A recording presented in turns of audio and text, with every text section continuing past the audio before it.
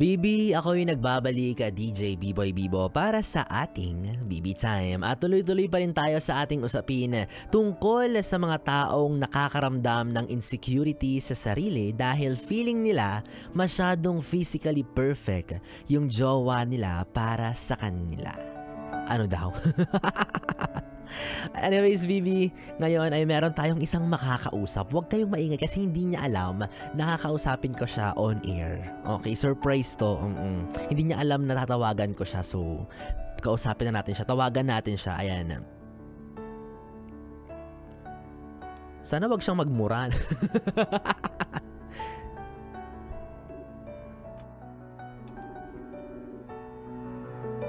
Oo. Ito kasi feeling ko related siya or nakaka-relate siya sa topic natin tonight.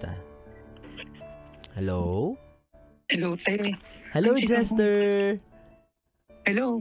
Hi, welcome sa ating BB Time. Hoy, wag kang magmumura. Ito parang hindi nagmaskom. Palamura on air. Heartbroken ka ba? Ha? Heartbroken ka? Hindi, ano ka ba, on air ka ngayon? Kaya pala energetic ka. On, chika mo. Ito na nga, Jester. Kasi yung topic ko for tonight is about physical appearance when it comes to love. Ikaw ba, Jester? Naniniwala ka ba na love is blind? Ay, oo. Ang bilis sumagot. Oo naman. Oo, bakit? Kasi, te, di ba, pero usually kasi ngayon, di ba, pagka sa love, mostly yung mga special generation natin ngayon, parang nasisettle sila sa yung may face, alam mo na, di ba, yung mga kailangan epic yan paglabas, di ba? Pero kasi when it comes to love, once na na-feel mo na, ay, etong tao na to, emotionally, parang connected talaga kayo. Regardless yung face, regardless yung physical appearance that he or she has, parang it doesn't matter at all. Diba? So, kumbaga, although parang nagkaroon kasi tayo ng stereotype, especially sa generation natin na, oy, dapat pogi, dapat maganda. Pero in reality, masasabi ko lang na true love, yung feeling na yun, pag na-feel mo talaga siya, regardless of face or anything. Correct. Diba? Ikaw ba, Jester, for sure, naka-experience ka na magkaroon ng special someone? Siyempre, ikaw pa ba? Di ba? Heartthrob ka sa university natin, sa Lyceum of the Philippines University, Manila. Grabe naman yung sugar coating na to, Jeff. Anong oras na ba? Hoy, wag mo naman akong tawagin. Wag mo naman tawagin sa totoo kong pangalan. Jester, di ba naka-experience na magkaroon ng special someone? Physically, ikaw ba? Ano ba yung standards mo kapag looking for bebe ka? Yan, jowa, ayan. Ano bang standards mo? Physically, ha? Pwede ba yung humihinga na lang, Jeff? So, hindi na choosy si Jester, basta humihinga. Hindi. Kasi minsan, di ba, pag nabetan mo, parang laban na eh. May mga ganun kasi tayo, di ba? I'm sure ikaw din.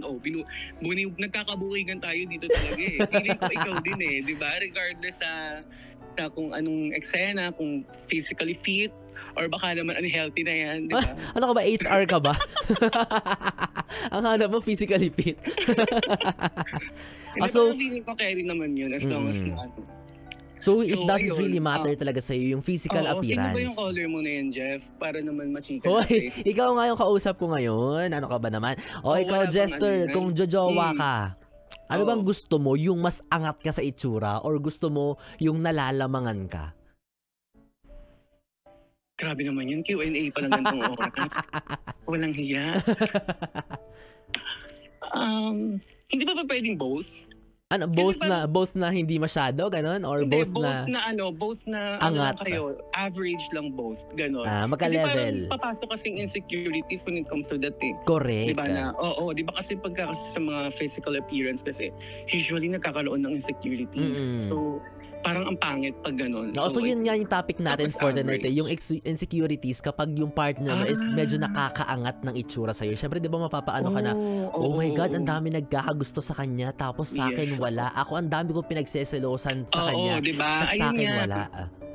Yun kasi dun kasi papasok yung insecurities na parang tamang merong emotional or romantically attachment. Parang hindi parang may insecurities pa rin at some point. Correct. Na parang pagka ito, dinala ko to sa SM, kahit sabihin mong eksena mo, parang merong insecurities na, parang hindi bagay. Bakit siya tinititigan ng mga sales lady? Oo, parang bakit niya tinitignan? Di ba dapat akin yan? Ano tayong effect? Hindi pa pwedeng ganun. So feeling mo, Jester, malaking factor sa isang relationship or somehow it is a factor sa isang relationship, yung looks? Yes, definitely. Lalo na ngayon sa generation na legit. Kasi napapansin ko kasi especially sa mga friends natin or even sa yung mga high school and mga ganyan, parang laging nagmamatter yung looks eh. Diba na kahit practically in reality talaga, laging nagmamatter ngayon yung looks pagdating sa relationship or pagdating sa love. Kasi di ba mapapansin natin yung parang kailangan pogi to, di ba? Kailangan maganda to para ipang-front natin. Oo, diba? di ba? May mga ganun kasi eh. Oo, ginagawang Oo, na parang yun yung nagiging standard ng pagmamahal. Pang-flex diba? lang. Yes, definitely. Diba? Parang So, dapat. Ito yung tinatawag nila na na trophy girlfriend or boyfriend. Na hindi mo talaga mahal. Siyempre, may flex ka lang. Iba yung trophy wife. Oo, yan yung trophy wife na tinatawag. Pero since hindi ka pa naman asawa. Ganun ba yun? Oo. Trophy ano ka lang, trophy jowa. Hindi ka nga, minsan nga iba hindi trophy. Plaque lang daw sila. Plaque eh. Ganun. Okay, ako nga certificate lang. Walang trophy. Oo, walang trophy certificate lang, hindi pa naka-frame. Alam mo yun din kasi yung yun din yung pinaka, I think, sad reality rin ngayon na may basis na ngayon eh. Kumbaga, pagka yung karelasyon mo parang hindi ganun na, yung physical appearance nga, parang minsan gagawin nating katatawanan, 'di ba? Minsan parang, "Uy, bakit in love ka diyan?" 'Di ba may mga ganun tayo na stereotype. So, that's very sad and reality din at the same time. So mahalaga talaga na Jester, kapag ipapakilala mo yung kaibigan mo or yung magjowa mo rather sa mga kaibigan mo is hindi lang dapat yung itsura, 'di ba? Ipakilala mo yung buong pagkatao, yung ugali, ipakisama mo sa kanila para makilala talaga nila yung minahal mo, 'di ba? Oo, one thing din kasi, yung for me kasi pagdating kasi sa physical appearance, yung physical appearance kasi parang makukuha ka niya sa una lang eh. Correct. 'Di ba? Pero yung internally, yung the way he or she thinks, kung paano nga makipag-communicate and interpersonal relationship sa iba't ibang tao. I think yun yung nagmamatter, especially pag sa mga friends natin. Di ba? Parang more than your looks, parang madadala ka na. Di ba? Na, parang nakalimutan na nilang hindi naman ganito ka-pogi or kaganda to. Correct. Kasi mas nakita nila yung loob. Di ba? Kumbaga gumanda siya dahil sa pagkatao niyang taglay. Kasi meron din naman mga maganda o pogi na sobrang sa una mapapahanga ka, mapapanganga ka. Pero along the way, pag na-discover mo yung personality, yung character, ay pumangit siya, 'di ba? Mga ganong realizations. Uy, may mga ganun, may mga ganun talagang effect. 'Di ba yung parang 'di ba na parang di ba tayo mga parang nabetan natin ngayon. Tapos parang ang pogi nito. Tapos pag nakilala na natin siya internally, yung parang naging close na natin siya, parang hindi pala. Wala na. Pumangit. Ganun, diba? Oo, lalo na pagdating sa attitude, sa personality and character, parang iba pa rin talaga yung mga ganung factor. Correct. So ikaw ba, Jester, meron ka bang mensahe para sa mga nalulungkot pa rin out there dahil nai-insecure sila sa physical appearance nila? Okay.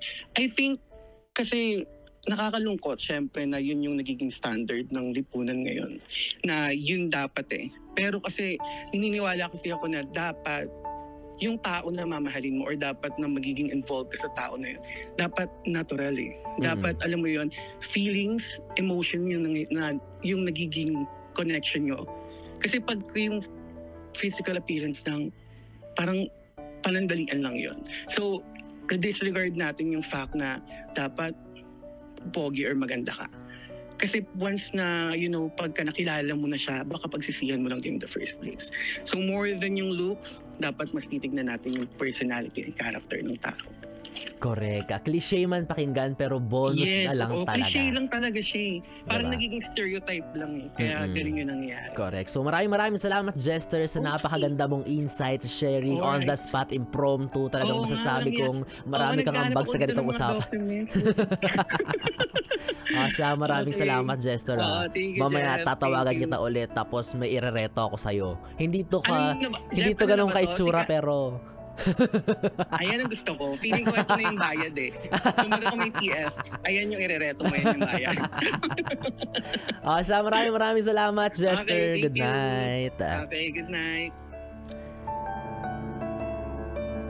At ngayon naman mga BB ay pakinggan naman natin ng ilan sa ating mga BB na nagbahagi ng kanilang voice message na sinend sa aking Facebook Messenger, DJ B-Boy Bibo. Ang voice message nito ay mula sa ating BB na si Kim Mendiha. Kim! Ano yung ginawa ko to boost my confidence physically? So first of all, healthy way of living. Importante na healthy yung kinakain mo. More water, less yung mga sweet foods, mga soft drinks, and everything. So, dapat balance din. And exercise. And secondly, invest sa good skincare products and makeup. Wala akong pera Importante yun, lalo na sa mga girls. And third, I think malaking bagay yung hindi mo nililimitahan yung sarili mo sa mga bagay or sa mga damit na gusto mong isuot. Kung sa tingin mo maganda ka dun sa damit na yun, then wear it. Huwag mo nang isipin yung mga judgments and be confident. Kim, kaya ko naman yun pero wala lang talaga akong pambili. Walang confidence yung wallet ko, Kim, bumili ng mga magagandang damit. Joke lang. Tama yun, Kim. Maraming salamat, Kim. And moving forward to our next BB. Hello, lovely. Ang ginagawa ko to boost my confidence physically is una, I make sure na healthy ako inside since kapag maayos yung kalusugan natin, nagre-reflect siya sa appearance natin. And I do that by taking vitamins every day, eating healthy, and with light exercise.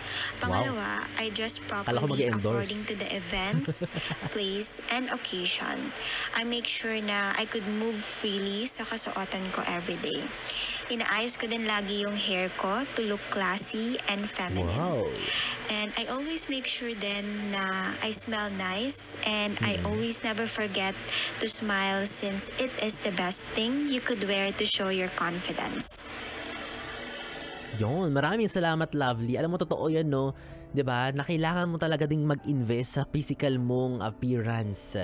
'Di ba? Kailangan mong ayusin, matuto kang alagaan para naman maganda yung ipe-present mo sa mga tao. Hindi kagaya ni B-Boy Bibo ngayon na sa akin mismo galing pero hindi ko na isa sa buhay. Diba? At para sa'yo naman, BB, na in love sana. Kaso lang, medyo nagkakaroon ng balakid dahil dyan sa insecurities mo, dahil dyan sa mindset mo na hindi kayo bagay ng partner mo, BB. Tama na. Bagay kayo niyan. Diba? At saka gusto ko lang din i-share yung nabasa ko, no, na sabi, wag mo sanang isipin na walang magmamahal sa'yo ng totoo kasi naiinsulto ako. Oo nga naman, diba? Baka sa sobrang pangdadaon mo sa sarili mo, sa sobrang paniniwala mo na hindi ka kamahal-mahal, nakakalimutan mo nang may nagmamahal sa'yo ng totoo. Baka na ipaparamdam mo na dun sa taong yun na hindi sapat yung pagmamahal para lang maniwala ka na totoo yung nararamdaman niya para sa'yo. Kung feeling mo niloloko ka lang ng mahal mo, hello, that's the point, di ba? Hindi ka naniniwalang maganda o pogi ka sa paningin niya. Ikaw na rin nag-iisip na hindi ka maitsura, so feeling mo ba pagkaaksyan ka niya ng panahon kung talagang hindi siya seryoso sa'yo? Diba? So come on, baby. Bago ka mag-doubt sa feelings ng iba, tanggalin mo muna yung doubt mo sa sarili mo. To tell you, baby, hindi malabo yung mga mata niya. Kaya hindi rin malabo na marami siyang dahilan kung bakit kanya minahal. Pero kung ano man yung insecurities mo na yan, sige, sabihin na natin naiintindihan kita, naiintindihan ka namin, gets ka namin kasi meron tayong lahat niyan. Pero sana balang araw matutunan mo ring i-embrace at ma-realize mo na lahat ng yan ay meron din yung ibang tao. Yung tinatawag na imperfections. Huwag kang mag-alala, baby. Yung ibang pangit nga nagloloko eh. Yun talagang imperfection na tinatawag. Diba, pangit ka naman, loloko ka pa, imperfect ka talaga nun. Kaya naman, BB, you deserve a hug and a gentle reminder every day that you are perfectly imperfect and wonderfully made. Ha, tandaan mo yan lagi. Hindi na laging magsusuot ng face mask yan. Hindi nagagamit ng malakasang filter yan. Kaya naman sa ngayon, Bibi, gusto ko humarap ka sa salamin, mag-selfie ka at sabihin mo sa sarili mo na ang young and fresh ko, jowable ako, magkaka-jowa ako, magmamahal sa akin ng totoo, hindi magbabase sa physical appearance ko, kundi sa nararamdaman ko at kaya kong i-offer na pagmamahal sa kanya. Ganon ang self-love, Bibi. Bago mo hayaang mahalin ka ng iba, mahalin mo muna yung sarili mo. Dahil kung ayaw mo, ako na lang magmamahal sa'yo. Yeah! Naisingit ko pa yun. Nakalain mo nga naman. Well, anyways, 3 oras na bibitayim ang ating pinagsamahan. Ewan ko na lang kung nabitin ka pa dyan. Pero pwede pa rin naman nating ituloy ang kwentuhan, harutan at lambingan sa aking social media platforms sa Facebook, Instagram at TikTok. I-search at follow lamang po DJ Biboy Bibo. DJ B-I-B-O-Y B-I-B-O. Yung nakatabi mula alas 9 hanggang alas 12 para sa ating Bibi Time. Ako pa rin to, ang Bibi mo sa radyo, DJ Biboy Bibo. Mula sa istasyong huntahan ng mga young and fresh, ang 101.1, yes, the best. Good night, Bibi. Mwah! Yes, the best.